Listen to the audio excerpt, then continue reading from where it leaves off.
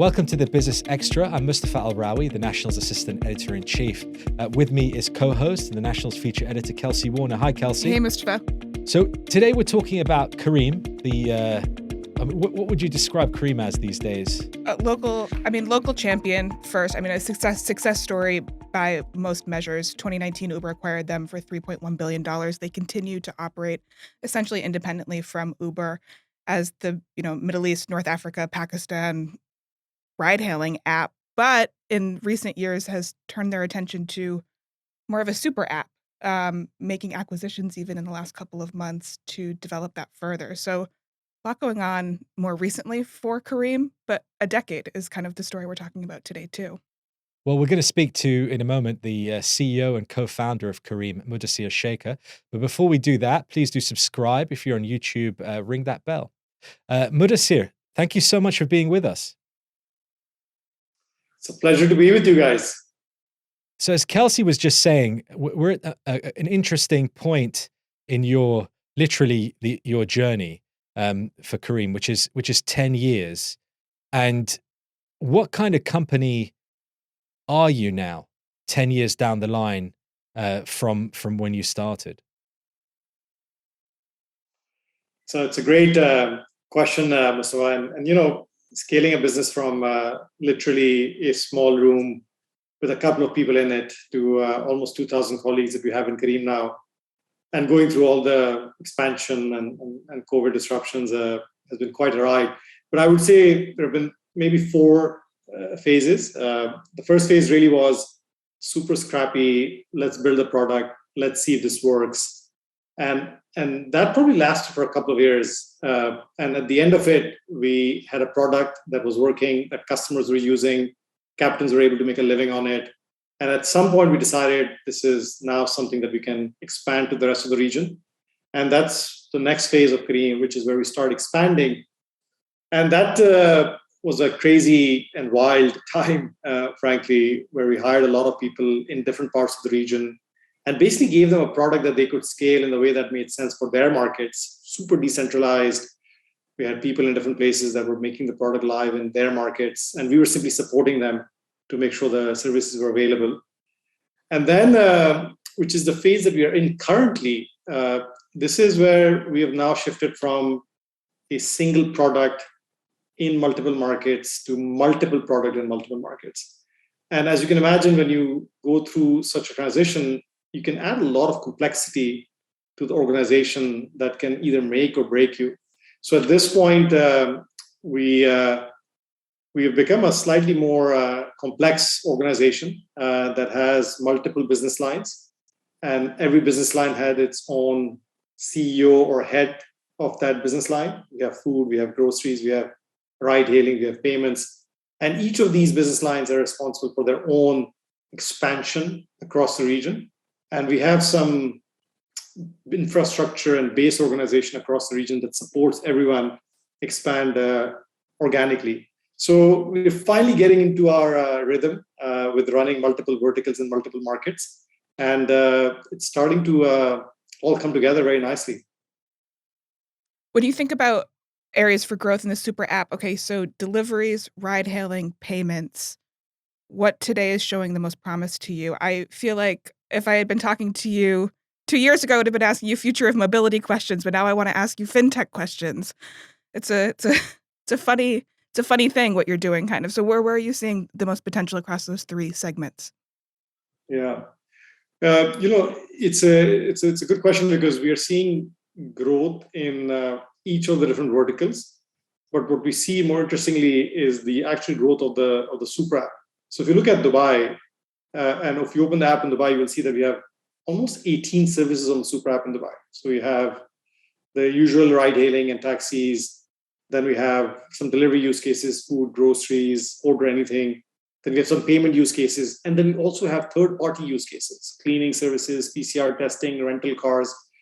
And the thing that is bringing it all together and leading to growth almost across the board is what we call Careem Plus, which is our monthly subscription service that basically gives people a value proposition to consolidate their spend on Careem. So what we do see is geographically, Dubai, where we have all of these services live, almost all of them are growing quite nicely and supporting each other in their growth on the back of Careem Plus. Can I ask, when you talk about these verticals and these businesses, and as Kelsey's saying, the evolution's been really interesting. Are you having to learn how to run different businesses every time you branch out? And for you personally, what's that been like? It's not easy to get into new businesses, Mustafa, and frankly, we haven't gotten it right every time. We have made some mistakes and we've learned from them. What we have tried to do as much as possible is things that are required for multiple businesses to be successful, that we have learned once, let's platformatize that capability. For example, delivery capability. This is something that we know from the ride-hailing days, dispatching, working with captains. And that capability doesn't have to be built in every vertical again and again. So that capability has been platformatized, is being used by our food business, by grocery business, by Order Anything, and anything that needs to deliver anything. So building these businesses is not as difficult as building them completely from scratch, because we're leveraging the capability that exists in the business already. And for me personally, you can't be an expert in every business that you end up doing at the scale that we've become. So you end up needing to hire amazing people and make sure that they have the empowerment, they have the support, and they have the autonomy to be successful. So it really becomes a game of building the right organization that can bring the right leaders up and can provide the support that's required to be successful. You've also gone through a couple of acquisitions in the last month, Denari, which is a payments platform, as well as Munchon, which is food delivery. Are you adding more acquisitions? Is acquisitions part of this scaling up learning curve process you're describing? Kelsey, absolutely. We are actually quite gung-ho of a lot of amazing technologies and businesses that have been built in the region in the last 5 years. And as and when we find companies and teams in particular that are aligned with our vision and culturally and values aligned, we want to bring them on board so that we can actually do the same things faster than we would do organically. Can I ask, day to day, how is inflation affecting your operations? Because it seems like you're at the sweet spot. If that's probably the wrong terminology, but you're right where inflation might kick in terms of mobility, in terms of groceries, the businesses you're trying to do, and how much does new planning does it require? Yeah, look, I think inflation is hitting different countries in the Careem footprint differently. Some are actually harder hit than others, and where we are being hit, we unfortunately have to raise prices to make our captains whole, because in many cases our captains are facing higher fuel prices and they have to pay more for fuel, which means that they actually need to get paid more to deliver that service. So we've had to raise prices, and when you raise prices, affordability does come down and fewer people are able to afford your services. But when you take a step back from that bit, Mustafa, you realize that technology in general is a more efficient way of doing things than other means of doing things. So over time, what you will see is technology will actually help us deal with inflation in general, because you're actually doing the same things more efficiently through the use of technology than would have been possible before. So it is, in the very long term and at the highest levels, a sort of weapon against inflation. But in the short term, unfortunately, we are having to pass prices along, and that is leading to some disruption in demand. I mean, I noticed recently, if I make a broader observation about the tech sector around the world, that there was a period of time when user growth was the most important metric for investors, for startups.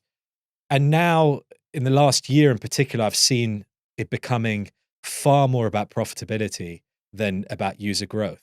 Well, yeah, I mean, Dar, even the email seen around the world from the Uber CEO, Right. more recently, Yes. even we could reference, yeah. But almost culturally, and bear with me on this, Mudassir, but I'll make a point eventually. But culturally, when companies like Careem and Uber and other tech companies emerged, Deliveroo, all of these, there was such a lifestyle component to it. And I've seen some Schadenfreude online from people who are seeing that while profitability is more important, and for example, where inflation is concerned and prices are going up, that somehow millennials in particular have been hard hit by reality check of these services becoming essentially more expensive. But from your point of view, as a business owner, as an operator of one of these companies, has that been a conversation that you've been having in terms of user growth versus profitability, and what it does in terms of the clients that the customers that you're getting and how it affects them? Yeah, look, great question again. So the global economic environment has changed quite dramatically for tech businesses, as you point out.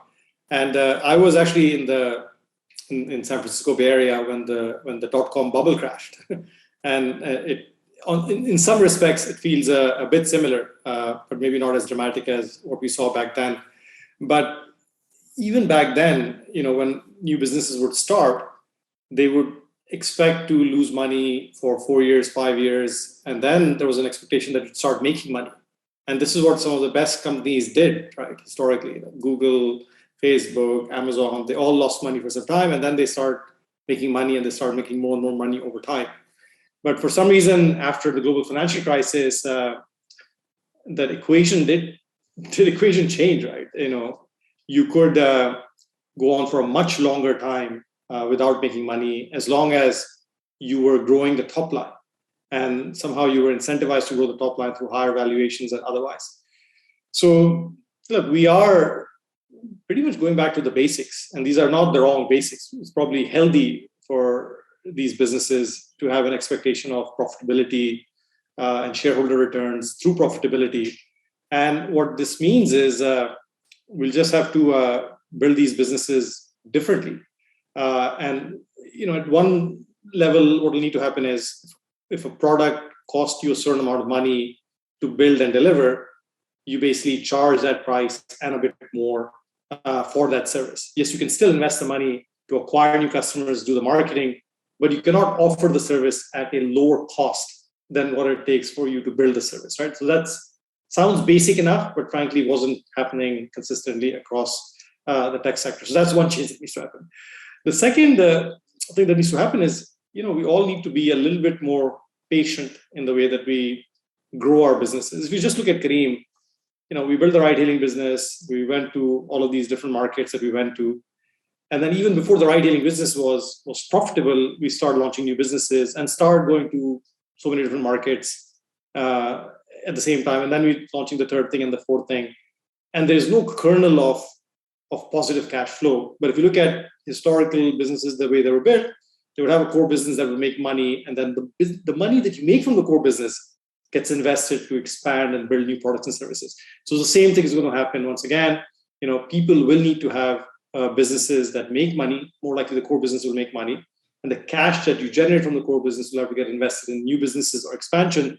And the amount of new business and expansion that you can do will be limited by the cash that you generate from the core business. You cannot keep expecting investors to fund new things while the last things are still not profitable. So look, the unit economics will have to be positive for the business to scale, and then more and more businesses will be built in a slightly more focused and phased manner than was the case in the last 10 years. And if I can ask, has that changed the culture within Careem?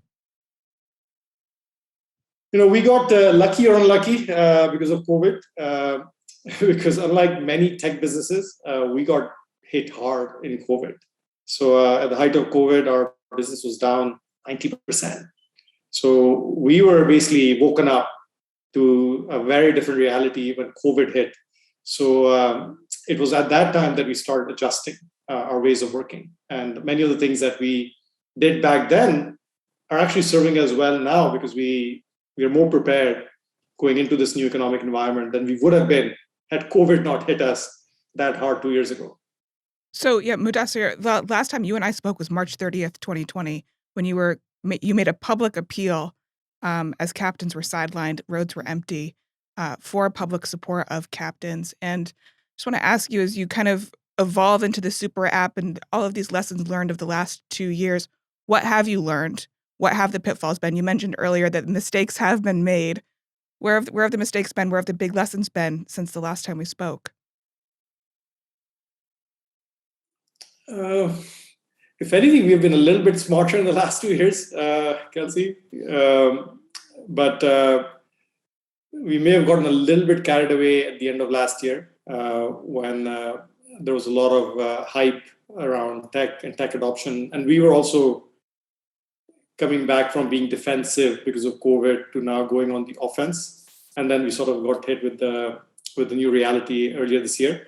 But for the most part, we made the ride-hailing business profitable. So our core business, which is ride-hailing, is now profitable. It generates positive cash that can be invested in growing new things. We've been a bit more measured about expansion into new businesses, into new markets. So if you know, the food business is live only in a few cities. We're making sure that we get them right, grow and scale these cities before we go to new cities. The grocery business, we are again testing it in Dubai first, and as it starts to build scale, the product becomes more mature, we expand it to more markets.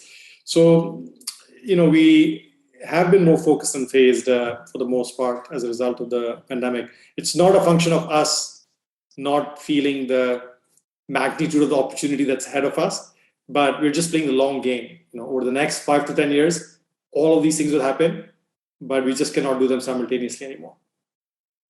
And so what will the priorities be going forward now? It doesn't necessarily have to be short term, but as you plan the next 10 years, if you're talking long term to deliver on your ambitions, is it new funding? Is it hiring talent? Is it, developing new tech? What is it that you're most eager to deliver on?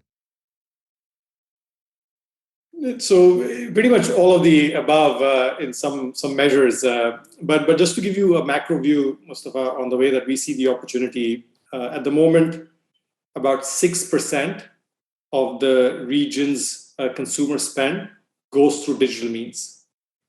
6%. You and I can all agree that this is going to be 12% soon. It's going to be 24% thereafter. It's going to be 40% thereafter. This is a secular trend that's only going to go in one direction. And we have a young population, which is tech savvy, smartphones are everywhere. We are going to see rapidly growing digital adoption across all services that people consume at the moment. When you see that journey that we just spoke about in other parts of the world, whether it was in the US or a more emerging China and Far East and India more recently, what you realize is this journey ends up creating a few large tech platforms. If you look at the US, the 4 or 5 internet companies, they make up the large majority of value and impact that's been created in the US, even though it's a very, very vibrant ecosystem. You see the same in China. The Alibaba, the Tencents of the world, they became the large dominant players in that market. Again, in a very, very vibrant entrepreneurial ecosystem. And we believe the same can and will happen in this region as well. There's going to be a lot of amazing entrepreneurial activity. A lot of startups will start, they will build scale, they will serve different verticals, different needs. But a few platforms will emerge as the digital economy leaders of this region. We want Careem to be one such leader of the ecosystem. And what is required for that is, in our view, for Careem to become a platform. And the manifestation of the platform for us is a super app. We want to make it easy for people to consume digital services on the Careem app. Yes, some services we'll provide directly to customers, but most services over time will be provided by partners, similar to what some services are already provided by partners in Dubai. And we'll expand that offering to make sure that partners find it worth their time and effort to build services on the Careem super app, target customers on the Careem super app, and also use the many services and the building blocks that Careem has built, whether it's locations, whether it's payments, last mile logistics, to power their services and deliver them to other customers. So that's the highest level vision that we're trying to deliver. We're going to be geographically focused. We'll start with some of the countries in the Gulf first, and then from there we go on to the more emerging parts of the region. So you mentioned markets and long-term vision. Does that mean you're still committed? And you are kind of unique in the sense that you looked at Pakistan, you looked at Iraq, looked at these countries because you're from this region. You're from the wider region. as opposed to some of the international tech companies might not make those commitments. And you've invested in Iraq, you've invested in Pakistan. Do they still remain important, these emerging or frontier markets to you? They still remain very important. We have our ride-hailing services going on in these markets. From time to time, we experiment with some other services as well. But in a couple of these markets, they also are enablers of our business in the rest of the region. For example, in the case of Pakistan, as well as Egypt and Jordan, we have call centers in these markets. We have our back office, our development centers. So we not just use these markets for our services and getting them live, but we also use them to enable our services in the rest of the region. I want to ask, you mentioned before how important the entrepreneurship ecosystem is here to your own R&D and your own development and scale. We talk about, I think, automation, logistics, food delivery as all being probably useful entrepreneurial activities for a Careem. But what about the more trendy kind of in vogue things right now that we're talking about, blockchain, Web3, those sorts of things? Are these distractions that are possibly taking away time and talent from the more core business things that you guys need to get done? Or are they really durable, worthwhile things to be paying attention to, do you think?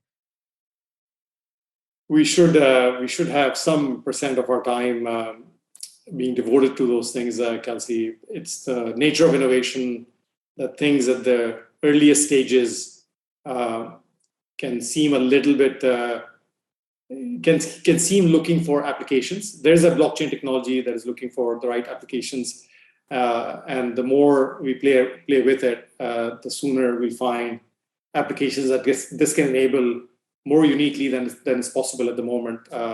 So while we haven't done a lot on those topics yet, there are people in the entrepreneurial ecosystem that are doing something with it. It's important for us to build that skill set. And at the right time, we will also start leaning on the technology to enable things that can be enabled on the Careem Super App, inshallah. When the Uber transaction happened, I wrote a story about the number of millionaires that were created amongst Careem staff, and then we speculated, we hoped that there would be some kind of effect on the ecosystem similar to what happened with PayPal, the PayPal effect. There would be a Careem effect where alumni from Careem would go and found their own businesses. Have you seen that happening on the ground? Are you pleased with the ripple effects from what Careem's done? More than pleased. More than pleased. There are at least 100 plus companies that have been started by Careem alumni to date, and many of them are doing extremely well. They raised decent amounts of money. They built some large scale, and we are very, very proud of these alums and what they're doing. And the one thing that I feel particularly proud about, Mustafa, many of these businesses are very purpose-driven, similar to some of the foundations that we had put at Careem. And I hope that the DNA of our entrepreneurship remains purposeful, which is something that is quite on display when you speak to some of these entrepreneurs that are building these incredible startups. And you could have been an alum, but you chose not to be. So you have you taken a moment now that you've hit 10 years to think about what's next for you and what you've learned? Yeah, we've learned a lot, and by, as I said, making some mistakes and learning from them, and also from some successes. But what keeps us here, Kelsey, is Careem's purpose, and Careem's purpose, as you might remember, is to simplify the lives of people and build an awesome organization that inspires. And when we look at this purpose and ask ourselves, where are we against it? We realize that despite being at this for 10 years, we're just getting started. On the first dimension of our purpose, to simplify the lives of people, we're simplifying, 3 to 4 million lives on a monthly basis. And as we know, between Morocco and Pakistan, there are 500 million people who live there. So there's still at least 100x lives that we could be simplifying in also more ways than just point A to point B transport. So there's a lot to be done on the first part of our purpose. And on the second part of our purpose, to build an awesome organization that inspires, There was some inspiration that got created as Careem became a unicorn and the deal with Uber happened. But we believe that there's a lot more that can be done. Just like every entrepreneur now wants to build a unicorn. If we can be the first decacorn, then we'll prove to the region that these things can be done. Many more will happen. If we can build a centicorn, then again, the glass ceiling will break and many others will believe that they can get there and some will definitely get there. So, our view is that our job is not done yet. We still have to simplify a lot more lives in a lot more ways than mobility. And we are in a unique position having the resources and the learnings to take the next big shot at building a much larger business in this region, and the opportunity is there to support it. So a unicorn is $1 billion, a decacorn is $10 billion, and a centicorn is $100 billion? I know the term decacorn exists. I don't know if the centicorn term exists or not, but clearly you got it. So that's probably what it is. We like to break ground on the Business Extra podcast. So I think we've just invented. Well, I don't love to do math, so it's diverging interests. But, I think so the point remains, right? Like, we all know that there's a lot of potential in the region, but the potential in the region a lot of times underchanges itself by not aiming high enough, right? And if we can get people to be a lot more ambitious, be crazy ambitious, then yes, not everyone is going to go and build those type of large institutions, but some will. But until we give it a shot and give it a fair shot, it's definitely not going to happen. So our view is that let's swing for the fences and prove to ourselves and the rest of the region that it can be done. And inshallah, a lot more of these things will be done. Makes a lot of sense. Probably the only thing against you is that so far the region has proved to be so fragmented, and being able to economically create that sort of scale, as you're talking about, like the equivalent of a big, the big tech that dominates this region, remains to be seen. But I think, like you said, having the ambition is right. Yeah, you're absolutely right on fragmentation. Something that we dealt with in chapter 1 of Careem by going to all of these markets and building a presence and building the legal and the technical infrastructure to operate the ride-hailing business. But at this point, a lot of the fragmentation, we're able to build on a layer that looks a bit more uniform. Because the Careem business exists, a lot of the foundational things exist. And when we launch a new business in a new city, we don't have to recreate it. We're able to build on top of an infrastructure that exists. And this is one of the promises of the super app as well, where we have built a presence in almost 100 cities in the region, where if you want to come and build your services on the Careem super app, then conceptually we can give you the ability to light up the remaining 99 cities at the flick of a switch, versus having to painfully go into every city and enable your service. Of course, it may apply to some services and certain kind of services more so than others, but conceptually speaking, it should become easier by building on the Careem super app than building outside that super app. Mudassir Sheikha, thank you so much for being with us. It's a pleasure. Thank you. That's all we've got time for today. Kelsey, Warner, thank you so much. Thanks. All that remains to thank our production team and you for being with us. Join us again next time.